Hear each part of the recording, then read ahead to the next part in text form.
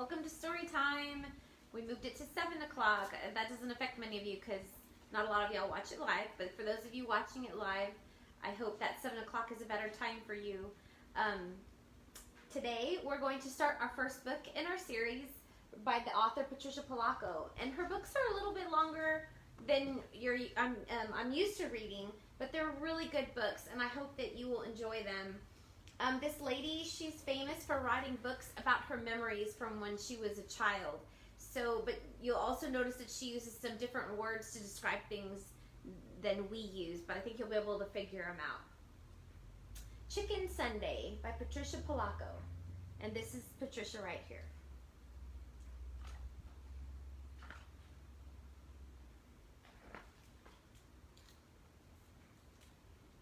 Stuart and Winston were my neighbors. They were my brothers by a solemn ceremony we had performed in their backyard one summer. They weren't the same religion as I was. They were Baptists. Their grandma, Eula May Walker, was my grandma now. My babushka had died 2 summers before. So there's one of the words, babushka. That's, I believe it's Russian for grandma. Sometimes my mother let me go to church on Sunday with them. How we loved to hear Miss Eula sing. She had a voice like slow thunder and sweet rain. We'd walk to church and back. She'd take my hand as we crossed College Avenue. Even though we'd been churching up like decent folks ought to, she'd say, I don't want you to step in front of one of those too fast cars. You'll be as flat as a hen's tongue. She squeezed my hand. When we passed Miss Kodinsky's hat shop, Miss Eula would always stop and look in the window at the wonderful hats. Then she'd sigh, and we'd walk on.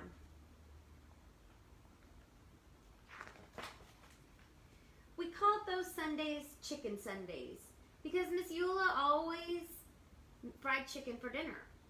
There'd be collard greens with bacon, a big pot of Hoppin' John, corn on the cob, and fried spoon bread.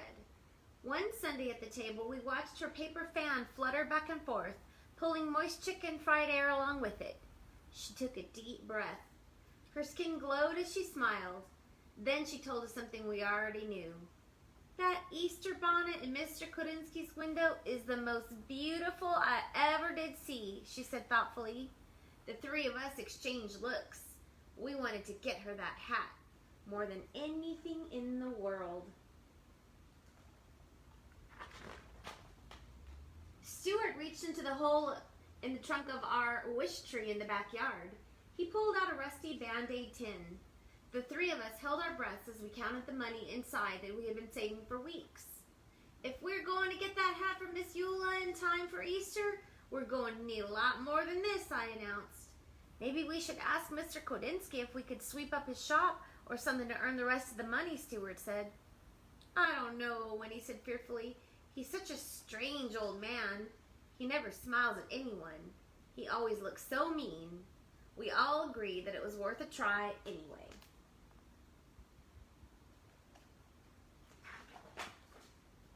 The next day, we took a shortcut down the alley in back of the hat shop.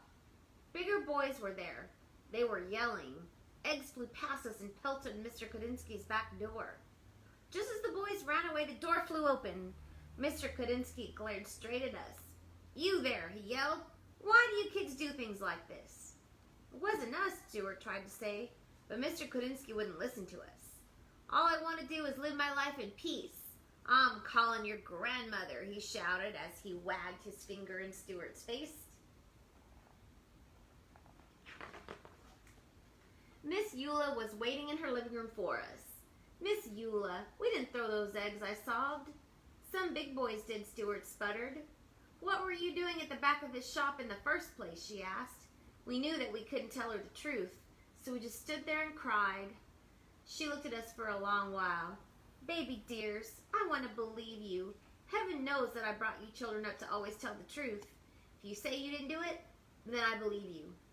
It's too bad, though, she went on to say. That poor man has suffered so much in his life. He deserves more than eggs thrown at him. You know, he thinks you threw the eggs. You'll have to show him that you are good people. You'll have to change his mind somehow. In my kitchen the next day, we thought and thought. How can we win him over when he thinks that we threw those eggs, Stuart asked. Doesn't even like us, Winston chirped. Eggs, I said quietly. Eggs? Stuart asked. Eggs, I screamed. I went to the kitchen drawer and took out a lump of beeswax, a candle, a small funnel with a wooden handle, and some packets of red, yellow, and black dye.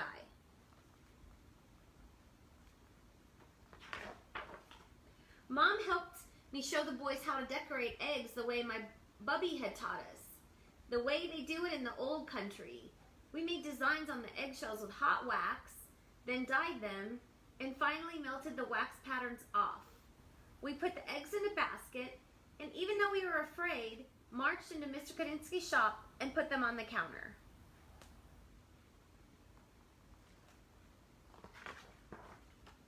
He raised his eyebrows and glowered at us. Then his eyes dropped to the basket. Spasida, he said softly. That means thank you in Russian. Pisanki eggs, he said as he looked closely. I haven't seen these since I left my homeland. We didn't throw those eggs at your door, Mr. Kudinski, we told him. He looked at us for a minute. Well then, you have great courage to be here. Chutzpah, you have chutzpah. Then his eyes glistened and his mouth curled into a warm smile. Come have tea with me. We spent the whole afternoon talking together, having poppy seed cake and strong tea. He told us all about his life. We told him about ours. When we finally got the courage to ask about doing odd jobs to earn some extra money, he apologized and told us that there was no work. We didn't tell him what we wanted the money for. It didn't seem the right thing to do. Our hearts sank. I tell you this, he said thoughtfully, these eggs are as beautiful as my hats. Stuart, Winnie, and I looked at each other. It's almost Easter, he went on to say. I'm sure that people would love these eggs. Set up a table and sell them right there in my shop.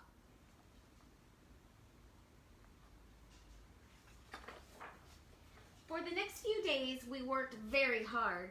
We made almost a dozen Pisanki eggs. When people came in, they picked them up and said things like, oh, beautiful, splendid, intricate, glorious. We sold them all in one single day.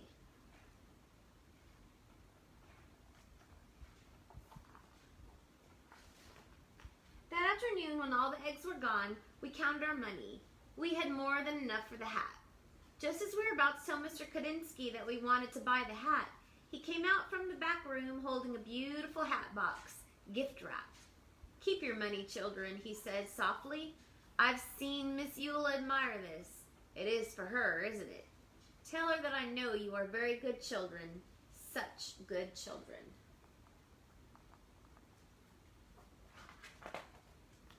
When Easter Sunday arrived, we thought our hearts would burst when we watched Miss Eula open the hat box. She held us close as big tears rolled down her cheeks.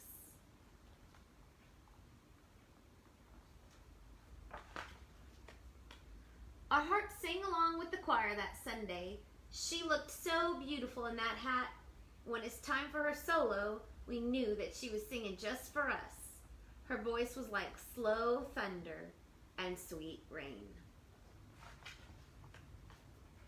Later that day, as Miss Eula sat at the head of the table, she said, oh, baby dears, I can die happy now.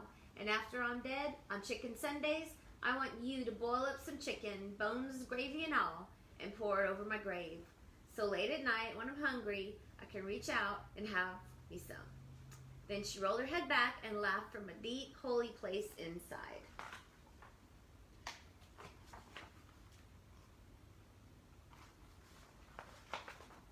Winston, Stuart, and I are all grown up now.